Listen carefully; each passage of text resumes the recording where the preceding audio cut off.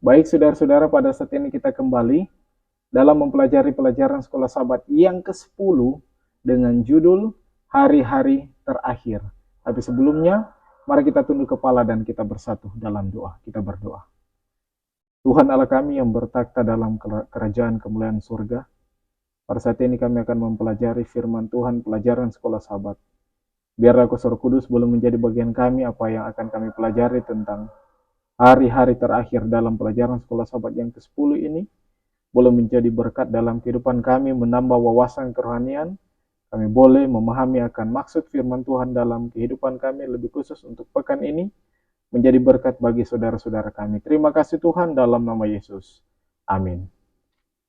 Baik saudara-saudara, penulis pelajaran sekolah sahabat untuk pekan ini, dia mengambil ayat tema dalam Markus pasalnya yang ke-13 ayatnya yang ke-26 sampai ayatnya yang ke-27. Firman Tuhan berkata, pada waktu itu orang akan melihat Anak Manusia datang dalam awan-awan dengan segala kekuasaan dan kemuliaannya. Dan pada waktu itu pun ia akan menyuruh keluar malaikat-malaikatnya dan akan mengumpulkan orang-orang pilihannya dari keempat penjuru bumi, dari ujung bumi sampai ke ujung laut. Saudara-saudara, penulis pelajaran sekolah sahabat ini mengambil satu topik pembahasan tentang hari-hari terakhir. Pekan ini kita sudah ada di bagian akhir dalam pelajaran sekolah sahabat. Dan khususnya pekan ini diangkat satu judul hari-hari terakhir. Dan kalau kita lihat ini merujuk kepada eskatologi terakhir, kehidupan umat manusia sudah berada di penghujung dunia. Menurut John T. Carroll dalam buku Eschatology, Ehrman's Dictionary of the Bible, Alkitab Ehrman's menyatakan bahwa eskatologi dari bahasa Yunani eskatos, terakhir, berhubungan dengan pengharapan akan suatu akhir zaman, apakah itu akhir sejarah, dunia itu sendiri, atau zaman sekarang. Elemen dasar dari eskatologi secara alkitabiah adalah bahwa eskatologi ini menyiratkan penggenapan di masa depan. Jadi, pekan ini kita akan mempelajari beberapa peristiwa eskatologi atau peristiwa menjelang kedatangan Yesus yang kedua kali. Pelajaran pekan ini dimulai dengan kisah yang tercatat dalam Markus pasalnya yang ke-12 bagian yang terakhir. Karena beberapa pekan yang lalu kita telah membahas Markus pasalnya yang ke-12 tapi tidak secara keseluruhan. Yang terakhir untuk pekan ini berbicara soal seorang janda. Dan dilanjutkan inti pembahasan pekan ini dalam Markus pasalnya yang ke-13 secara hampir keseluruhan. Dari ayat 1 sampai ayat 32, oleh karena ayat 33 sampai ayat 37 tidak termasuk dalam pembahasan pekan ini. Selanjutnya, dalam pembahasan sekolah sahabat, pelajaran hari Minggu ini berbicara tentang 2 koin kecil sebagai persembahan. Ini konteksnya ketika janda yang miskin datang di bait suci untuk memberikan persembahan. Penulis pelajaran sekolah sahabat, Profesor Thomas R. Shepard, dia katakan begini, bait suci Yerusalem adalah sebuah bangunan yang luar biasa indah. Bukit bait suci mendominasi kota, jadi secara keseluruhan hampir bait suci di Yerusalem hampir mendominasi kota. Batu-batu besar digunakan dalam pembangunannya, pemugaran dan perluasan bait suci dan bukit bait suci dimulai di bawah pemerintahan Herodes Agung sekitar tahun 20 sebelum Masehi, namun konstruksi dan hiasan strukturnya berlanjut hingga tahun 60-an Masehi. Hal yang menarik, beberapa perabot yang dipakai waktu itu berbobot ratusan ton. Luar biasa ini bait suci, batu-batunya katanya berbobot ratusan ton. Markus pasalnya yang ke-12 ayat 41 sampai 44, catatan terakhir dalam kitab Markus tentang persembahan seorang janda yang miskin. Bagian awal kisah ini dicatat ketika Yesus sementara duduk di bait suci, menghadapi peti persembahan dan memperhatikan bagaimana orang banyak memberikan persembahan. Banyak orang membawa persembahan dalam jumlah yang besar untuk ditaruh di dalam 13 peti yang terletak di pelataran perempuan dekat bait suci. Namun lewat kisah ini ada hal yang menarik. Ketika Yesus sementara sedang memperhatikan banyak orang memberi, ada yang datang dengan berkelimpahan namun hartanya masih banyak di rumah. Ada yang datang membunyikan koin logam mereka, ada yang datang memamerkan jumlah nominal mereka, tetapi ada seorang janda yang miskin, dia datang dengan hati yang tulus, motif yang sangat berani, membawa persembahannya sebanyak 2 peser atau 1 duit. Saudara-saudara, 2 peser waktu itu atau 1 duit adalah salah satu mata uang yang sangat kecil. Upah seorang pekerja harian yang sangat kecil. Itu 2 peser atau 1 duit. Yesus memanggil murid-muridnya. Kalau kita lihat di pelajaran selanjutnya, di ayat selanjutnya, Yesus memanggil murid-muridnya dan langsung berkata, "Aku berkata kepadamu, sesungguhnya dari semua orang yang memberikan persembahan, janda ini memberikan persembahan yang paling banyak." Karena kenapa? Karena yang lain datang memberikan persembahan secara berkelimpahan, tetapi harta yang dia punya di rumah masih banyak. Sedangkan janda ini memberi harta dengan segala kekurangannya. Dari kekurangannya, apa yang ada pada hidupnya, dia berikan itu semuanya kepada Tuhan. Hal ini didukung oleh Review and Herald 10 Oktober 1907 Ellen White, halaman Pelayan Injil halaman 195 bagian 1. Yang miskin tidak dikucilkan dari kesempatan menyumbang.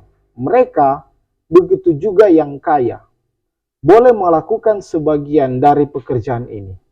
Pelataran yang diberikan Kristus tentang 2 peser, kepunyaan janda yang menunjukkan kepada kita bahwa persembahan sukarela terkecil yang diberikan orang miskin, kalau diserahkan dengan hati yang penuh kasih, tulus, diterima sebagai sumbangan terbesar dari orang kaya.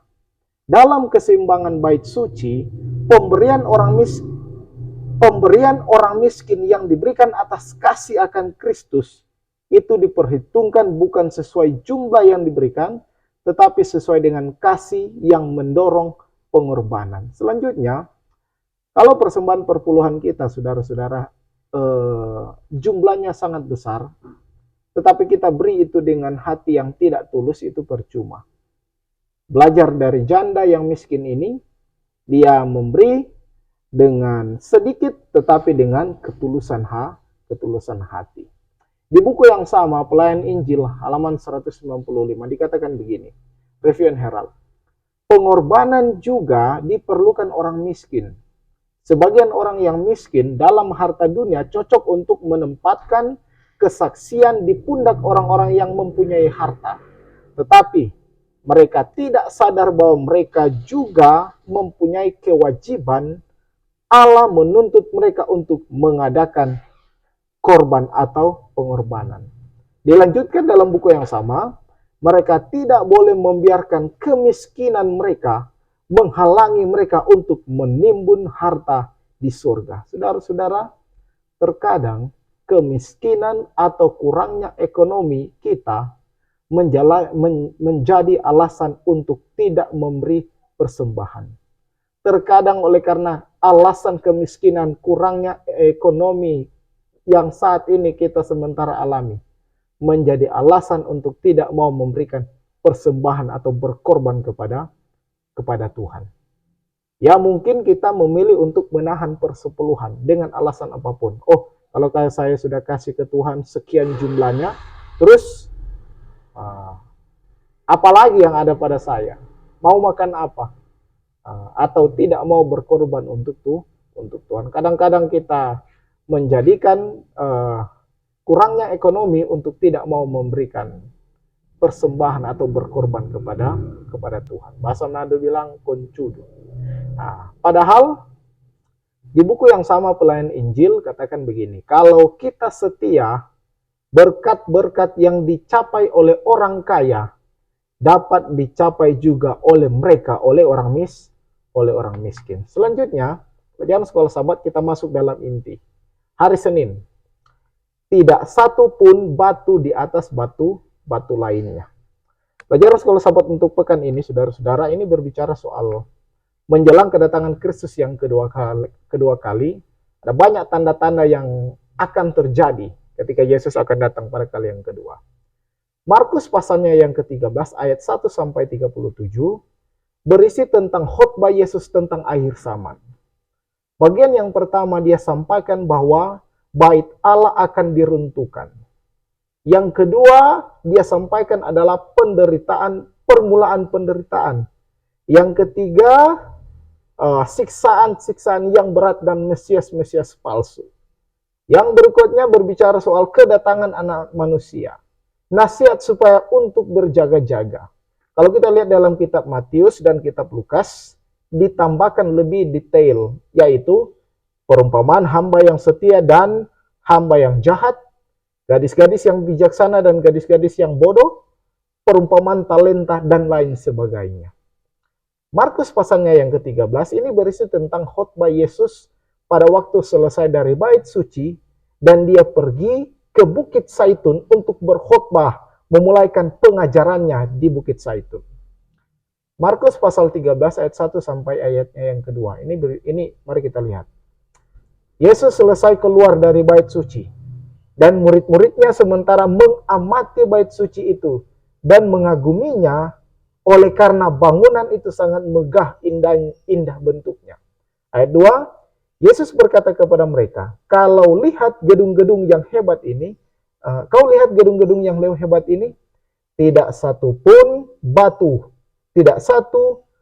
batu pun akan dibiarkan terletak di atas batu yang lain, semuanya akan diruntuhkan. Ini adalah nubuatan menjelang kedatangan Kristus yang kedua kali. Ellen White, Kerenduan Segala Zaman, Alfa Omega jilid 6 halaman 262. Ellen White memberikan komentar begini. Ketika perhatian Kristus tertarik atas keindahan bait suci itu, apakah gerangan pikiran yang tidak terucapkan dari dia yang ditolak itu? Pemandangan di hadapannya sungguh indah, tetapi ia mengatakan dengan penuh kesedihan, aku melihat semuanya. Melihat apa? Bangunan itu memang ajaib. Engkau menunjuk pada tembok ini sebagai sesuatu yang tampaknya tidak dapat dibinasakan. Tetapi, dengarkan perkataanku. Harinya akan tiba bila satu batu pun di sini tidak akan dibiarkan terletak di atas batu yang lain. Semuanya akan diruntuhkan. Matius dan Dr. Lukas mengatakan begini, para murid bertanya penasaran. Lalu kira-kira apa yang terjadi dan kapan akan terjadi peristiwa itu. Tetapi kita lihat dalam kitab Markus mengatakan bahwa murid-murid itu yang dalam Matius dan Lukas katakan adalah Petrus, Yakobus, Yohanes, dan Andreas. Mereka penasaran akan perkataan dari Yesus dan mereka bertanya, kapan terjadi itu? Yesus di sini, saudara-saudara, dia tidak langsung menjawab pertanyaan dari mereka. Kapan waktunya? Menurut Profesor Shepard, dia katakan begini, melainkan Yesus hanya memperingatkan murid-muridnya tentang apa yang mereka harapkan dalam pelayanan mereka untuk mendirikan gereja Kristen mula-mula, guna untuk bertahan dalam situasi yang akan terjadi. Situasi apa itu? Ayat 5 katakan begini, waspada supaya kamu jangan disesatkan. Saudara-saudara, berdoa banyak supaya kita tidak disesatkan. Ada banyak gereja, ada banyak pendeta yang saat ini mengkhotbahkan atau menyampaikan ajaran yang sesat, yang tidak benar. Bukan hanya di gereja luar, tetapi dalam gereja kita, dalam gereja Advent kita, sudah ada banyak agen-agen setan yang menyamar untuk menyesatkan umat Tuhan. Contoh ada yang bilang Roh Kudus itu bukan lagi Allah. Persepuluhan itu tidak penting. Ada yang bilang tidak perlu datang ibadah ke gereja hari Sabat. Yang penting berbuat baik. Ada yang bilang kalau makan ikan tidak akan masuk surga. Dan lain sebagainya. Ada banyak pengajaran-pengajaran yang menyesatkan umat Tuhan. Ayat 6, banyak orang akan datang memakai nama Yesus dan menyesatkan banyak orang. Sejarah membuktikan dari dulu, bahkan sampai sekarang ada beberapa oknum yang mengaku bahwa mereka adalah Mesias atau Juru Selamat. Ayat 7, akan ada deru perang, kekacauan, perang di mana-mana. Sejarah telah mencatat bangsa dan bangsa akan membangkit melawan bangsa yang lain. Perang di mana-mana. Dari dulu sampai sekarang ini masih terjadi peperangan. Ayat 18 sampai ayat 13 secara singkat, kita akan dihina, diperlakukan tidak adil, disiksa, dibenci karena nama Yesus, bahkan dibunuh sekaligus. Jadi menjelang kedatangan Kristus yang kedua kali, ada banyak umat-umat Tuhan yang akan dihina, disiksa, diperlakukan secara tidak adil, dibunuh, dan dibenci oleh semua orang. Saudara-saudara, apapun yang terjadi pada saat ini yang kita sementara alami, mungkin sakit hati, cemburu, sakit hati kepada pimpinan, tidak senang dengan apa yang terjadi di dalam gereja hanya karena beda pendapat, beda pandangan. Dalam keluarga mungkin kita merasa tidak adil. Ingat kata Yesus, itu semua barulah permulaan. Nah, apa tugas kita? Tugas kita adalah, apakah kita akan murtad? Apakah kita akan merajuk? Apakah kita akan sakit hati? Nah, itu baru masalah yang kecil. Tugas kita adalah berjaga-jaga. Teruslah berdoa karena Roh Allah akan menuntun kita untuk melewati situasi yang sulit. Selasa berbicara soal sang pembinasa keji.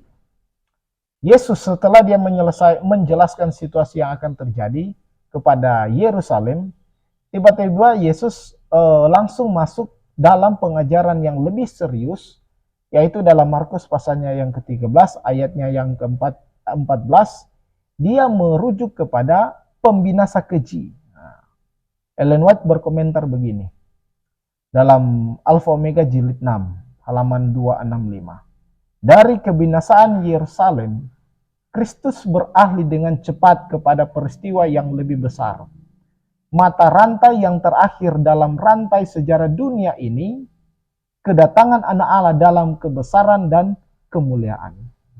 Penulis Sekolah Sabat Thomas R. Shepard, profesor, dia katakan begini, Tuhan berkata bahwa pembaca harus memahaminya. Dengan perkataan ini, Yesus mengarahkan murid-muridnya kepada kitab Daniel.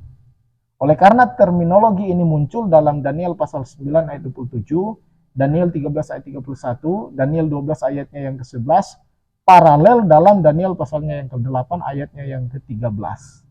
Kitab Daniel 8, 9, 11, bahkan 12 mengungkapkan identitas yang diurapi dan raja yang akan datang. Siapa mereka? Mari kita lihat. Yang diurapi dalam Daniel pasal 9 ayatnya yang ke-26 diterjemahkan dari kata Ibrani Masia. Dalam bahasa Indonesia Mesias. Kitab Daniel 9 ini mengungkapkan identitas yang diurapi. Ini merujuk kepada Yesus Kristus, kepada kedatangan Kristus yang kedua. Namun pertanyaan, siapakah raja yang akan datang? Itu yang membinasakan kota Yerusalem. Kota ini dihancurkan oleh jenderal Romawi. Kita boleh lihat dalam sejarah yang ada dalam Sekolah Sabat. Kota ini dihancurkan oleh jenderal Romawi Titus. Karena itu dikatakan begini, masuk akal jika dia adalah raja, pangeran yang akan datang. Yang dimaksudkan dalam kitab Daniel pasal 9 ayat 26 sampai 27. Kedua individu ini saling terkait karena cara Mesias diperlakukan mengutuki kota tersebut dengan kehancuran. Namun, apakah gerangan pembinasa keji yang Yesus merujuk pada kitab Daniel dalam kitab Daniel maksudkan ini? Ada yang berpendapat bahwa itu merujuk pada penodaan bait suci oleh Antiochus Epiphanes pada abad yang kedua, tetapi tafsiran itu tidak cocok. Yesus menggambarkan pembinasa keji itu terjadi setelah masa hidupnya, bukan 2 abad sebelum Yesus melayani di bumi pada kedatangan yang pertama. Profesor Shepard, dia katakan begini, gantinya kekejian tersebut kemungkinan besar, ini ada dalam pelajaran sekolah sahabat, merujuk pada penanaman standar kekafiran gereja, kekafiran Romawi di Israel sejak selama pengepungan pada akhir 60-an Masehi di Yerusalem, ketika Cestius Gallus mau mencoba merebut Yerusalem. Setahun kemudian Kaisar Nero mengirim Vespasianus untuk memadamkan pemberontakan, dan dia meninggalkan Titus untuk melanjutkan pengepungan hingga kota itu hancur total. Itu terjadi tahun kurang lebih tahun 70-an, 70 Masehi. Apakah peristiwa keji dan bengis ini akan terjadi lagi? Sementara terjadi dan akan terjadi. Apa tugas kita? Kembali lagi, berdoa dan setia dalam pekerjaan pelayanan, pekerjaan Tuhan. Hari Rabu disinggung tentang kesusahan besar. Ya, memang dari hari Senin, Selasa kita sudah melihat bahwa kesusahan besar akan terjadi bagi kehidupan saya dan saudara. Ada yang lebih besar. Markus pasalnya yang ke-13 ini sedikit menjelaskan tentang menjelang kedatangan Kristus yang kedua kali akan ada kesusahan besar menurut Alkitab. Jadi setelah Yesus menjelaskan bahwa Yerusalem akan dihancurkan, dia menceritakan dalam Markus 13 ayat 19 suatu peristiwa yang lebih besar dari itu, di mana akan terjadi masa kesukaran yang besar bagi umat-umat pilihan. Dan kesukaran ini ditujukan kepada orang-orang pilihan. Orang-orang pilihan itu adalah mereka yang tetap setia kepada Tuhan. Menurut Markus 13 ayat 20, kesukaran melibatkan penganiayaan terhadap orang-orang yang setia oleh kekuatan agama yang mendominasi abad pertengahan. Dan selama masa itu, banyak orang membayar dengan nyawa mereka karena keinginan mereka untuk membaca Alkitab dan untuk setia kepada ajaran-ajaran Tuhan. Daniel pasal 7 diberitahukan bahwa penganiayaan akan terjadi selama 1260 tahun. Itu dimulai antara tahun 538 sampai 1798. Nah, Markus pasalnya yang ke-13 ayat 20 sampai 23. Dikatakan begini, kekuasaan tetap merajalela. Tanduk kecil akan berkuasa. Nabi-nabi palsu, Mesias-Mesias palsu akan muncul menyesatkan umat Tuhan. Bahkan Nyonya White memberikan komentar lebih detail, Kerinduan Segala Zaman halaman 265. Dikatakan begini, berjuta-juta saksinya yang setia dibunuh. Ingat saudara-saudara, Yesus menyampaikan hal ini bukan untuk menakutkan kita, tetapi membuat kita tahu dan berjaga-jaga dan tetap kuat dalam Tuhan. Matius 24 ayat 20, berdoalah supaya waktu kamu melarikan diri itu jangan jatuh pada musim dingin dan jangan pada hari Sabat. Ternyata saudara-saudara di sini menjelang kedatangan Kristus yang kedua kali, Sabat masih berlaku. Dan hal ini membantah saudara-saudara kita yang bilang, oh Sabat itu sudah dipakukan di kayu salib. Tidak. Menjelang kedatangan Kristus yang kedua kali, Sabat masih berlaku sampai di surga. Apa yang harus kita buat ketika dalam kesusahan besar? Yang pertama, berdoa. Yang kedua, berharap hanya kepada Tuhan. Yang ketiga, tetap kuat di dalam Tuhan. Yang keempat, tetap semangat mengabarkan Injil kerajaan surga sambil menanti kedatangan Tuhan yang kedua kali, walaupun berada dalam kesusahan besar, dalam masalah tantangan hidup. Jangan lupa untuk menginjil. Selanjutnya, hari Kamis berbicara soal kedatangan anak manusia. Kedatangan anak manusia ini dicatat dalam Markus pasalnya yang ke-13 ayat 14 sampai 32. diawali dengan tanda-tanda kedatangan Yesus yang kedua kali, dilihat dari matahari, bulan, bintang langit. Nah, di sini dikatakan begini, matahari dan bulan tidak akan bercahaya lagi, bintang-bintang akan berjatuhan dari langit, kuasa langit akan bergoncang. Nah, Yesus akan datang di awan-awan dengan segala kekuasaan dan kemuliaannya. Luar biasa. Yang Yesus menarik satu pelajaran dari perumpamaan pohon ara. Jadi sementara dia menjelaskan apa yang dicatat dalam Markus pasalnya yang ke-13 ayat 24 sampai 32, ada cerita tentang pohon ara. Dikatakan begini, apabila ranting-rantingnya melembut dan mulai bertunas, kamu tahu bahwa musim panas sudah dekat. Demikian juga kalau kamu melihat hal-hal ini, ketahuilah bahwa waktunya sudah dekat, sudah diambang pintu. Saudara, ini adalah gambaran apabila ranting-ranting mulai melembut dan mulai bertunas. Sama seperti bagaimana caranya kita tahu bahwa hujan akan turun. Kita lihat awannya sudah gelap atau sudah bersuara guntur, kilat dan lain sebagainya.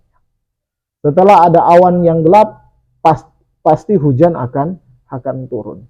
Setelah kita melihat ranting-rantingnya melembut dan mulai bertunas, pohon ara itu artinya musim panas sudah dekat. Setelah kita telah melihat peristiwa-peristiwa, bangsa akan bangkit melawan bangsa yang lain, peperangan, kelaparan, penghinaan, banyak-banyak yang menyesatkan, itu berarti kerajaan Tuhan Yesus sudah semakin dekat. Dengan iman kita percaya bahwa Yesus akan datang dengan kuasanya, menjemput semua umat Tuhan dan masuk dalam kerajaan surga. Pertanyaannya adalah begini, apakah kita sudah siap untuk menyambut kedatangan Tuhan yang kedua kali?